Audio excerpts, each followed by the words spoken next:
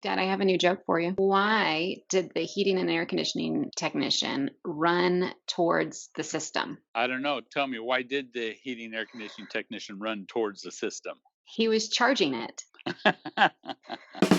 What was the goal of the detective duck? The goal of the detective duck. To quack the case. What do you give a house that has an odor? A basement.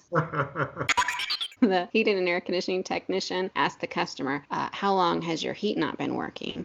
And he said 2 weeks. And the technician says, 2 weeks, why did you wait so long to tell me? And he said, well, my in-laws were here and they were going to stay a month. Yeah.